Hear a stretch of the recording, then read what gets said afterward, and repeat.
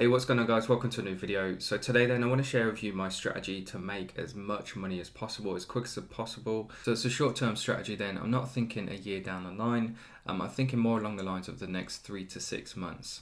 So the idea of this video then actually come from speaking to somebody on a one-to-one call, and they were saying how they were just sick of their job, and their main goal then was pretty much just to get out of employment as soon as possible. So that's what gave me the idea of the video, and hopefully it'll apply to a lot of people watching this then, and hopefully help some of you guys out as well then. So that being said then, let's just get straight into it.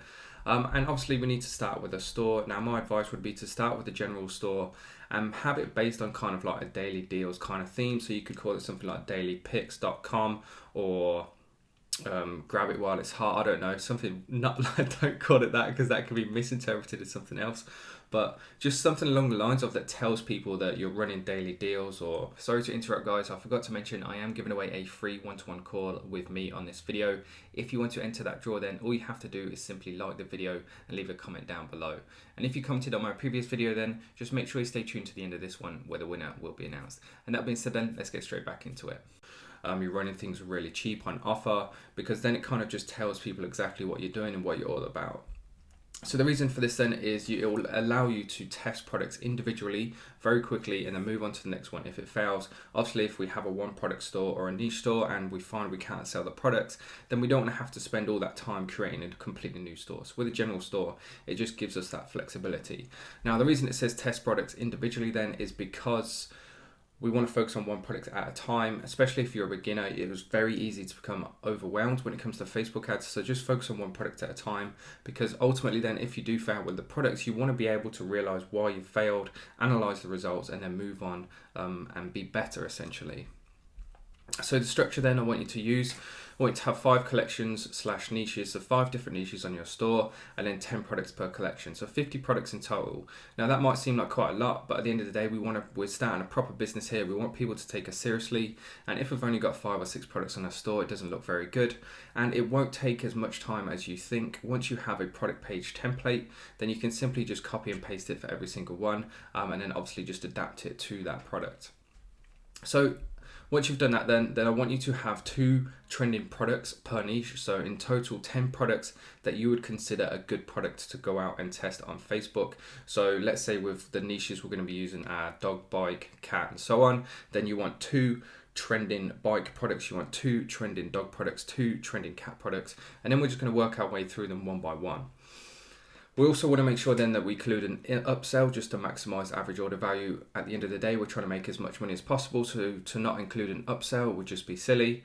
But just make sure then that the products that you're upselling comes from the same supplier as the original products that the customer is buying. That way it's going to save you 2 lots of carriage charges, plus the product's going to arrive together. So it just removes any kind of weird questions from your customer essentially.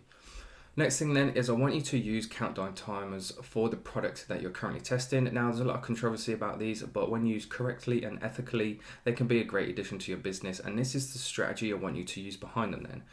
So the product you're testing and focusing on with your Facebook ads, just make sure you're driving people directly to your product page. And I want you to run a sale on that particular product for a maximum of 24 hours, and you can use a countdown timer to actually illustrate that. Then at the end of the 24 hours, I want you to put the price of that product back up to its original price, then change the timer to sale starts in, and then keep swapping it out in and out every 24 hours. And then when you're not advertising that product, so when that product has a countdown timer in it that says sale starts in, then that's when you start advertising the other product in the same niche, so you're not skewing the data on your Facebook pixel. So hopefully that makes sense. Now the reason I want you to do that is because if you just don't use countdown timers ethically and people keep coming on your store the next day and seeing that you're still running the same offer, the same whatever, then it's going to put people off. Whereas if they come back and they see that the product price has actually gone up, but then they see the timer saying that the sale's going to start in less than 24 hours, then it gives them incentive to come back on or have a look around at other products or whatever it is. It basically just makes people believe you are who you are, running daily deals, daily sales. And it makes people buy into you that little bit more, and plus it gives people a reason to come back so they can get that product at a different price. One thing you can do as well is on your homepage is just advertise the current product that day that you're running a daily deal on, because then it draws their attention to actually have a look at something, and you never know, if it's in the same niche they might buy that product too. Final point then is if you have the budget to do so, then I recommend using the Shoptimize theme. Now, as it says there in brackets, I'm not affiliated at all, but I'm yet to see a bad looking Shoptimized website, Shopify store. The theme, in my opinion, is just the best one you can buy. So if you are looking for a theme that's going to convert a lot higher, to be honest, than any free theme, then that's the one I recommend.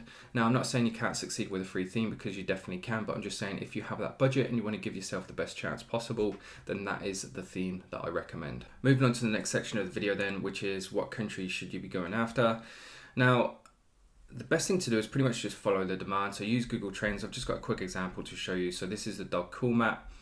If you can put any search terms into here, any product, and it will tell you kind of like where the demand is, whether it's on an upward or downward trend. Make sure you pick a product that's on the upward trend, and then you can follow the countries where the search term is most popular, because then that tells you where the majority of the demand for that particular product is. If you can though, stick to EU. It's just much less competitive than US. I did a video on the best countries to target. Just make sure you target ones that have a high English speaking proficiency. So make sure to go check that video out. But just to kind of give you an example then, Oblo did a study. They're the ones, they're kind of like the main bridge between Shopify and AliExpress, and they get a lot of data through, so they can do studies like this.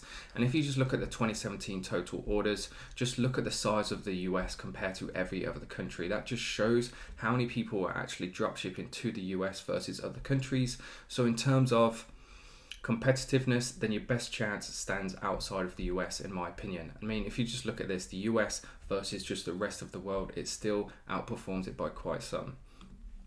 So moving on then, the reasons behind this then is it will convert higher and only increase as popularity increases. So if you pick a product that's at the very bottom of its kind of peak, then as that increases, there's going to be more and more people looking to buy that product, and therefore your conversion rate should increase. Final point then, try and source product in the local country. Use the ship from menu on AliExpress, just purely because the quicker we can get our product to our customer, then obviously the better. So just to quickly illustrate how that works.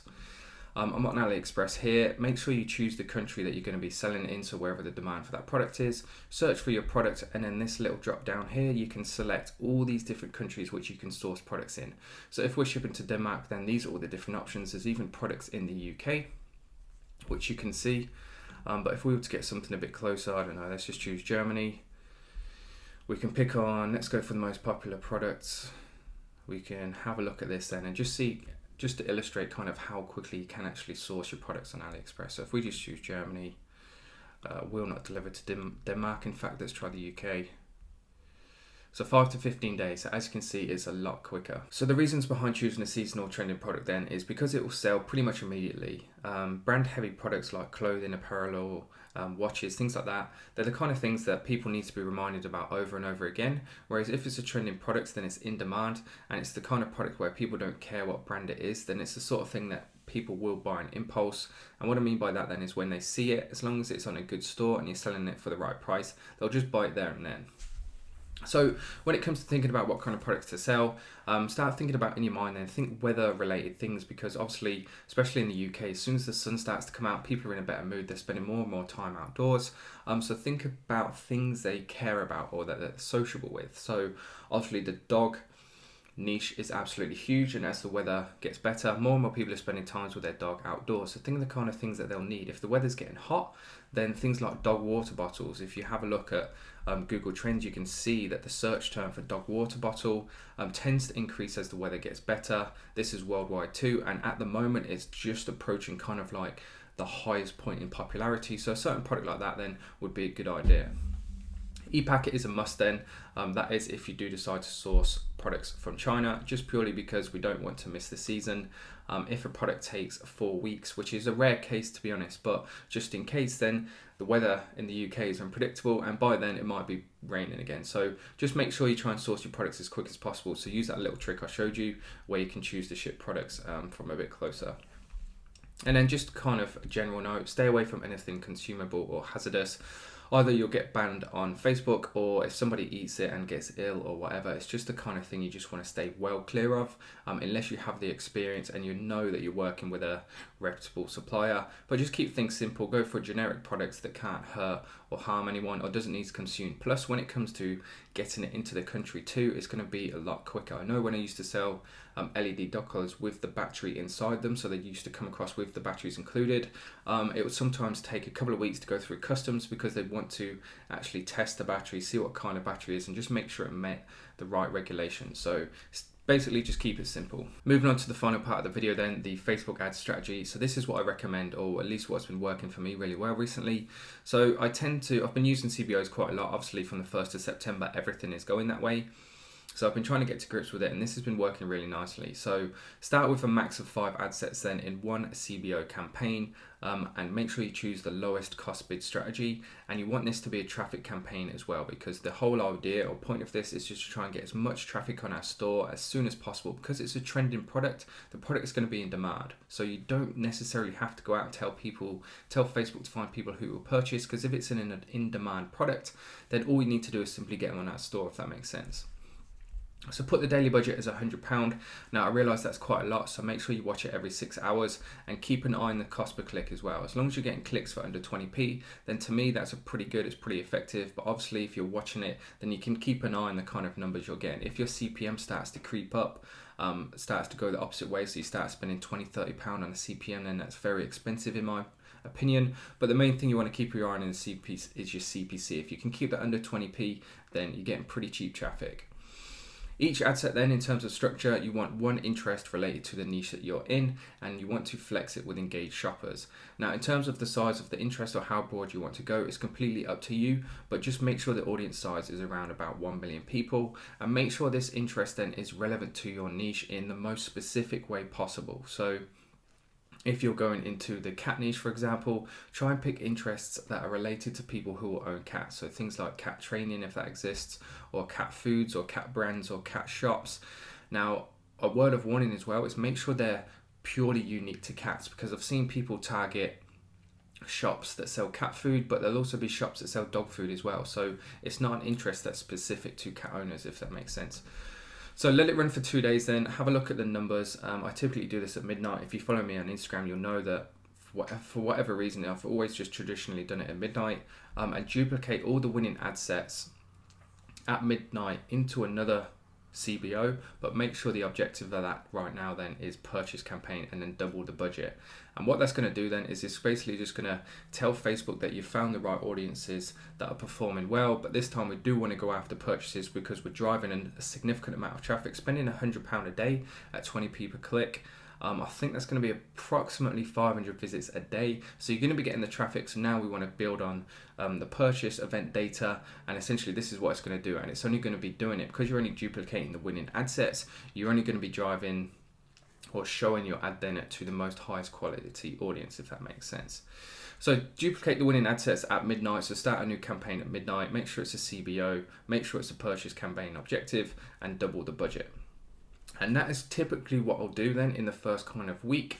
And then if you want to build on that, if you have the budget, things are going nicely, then this is just the kind of extra stuff that I recommend running alongside.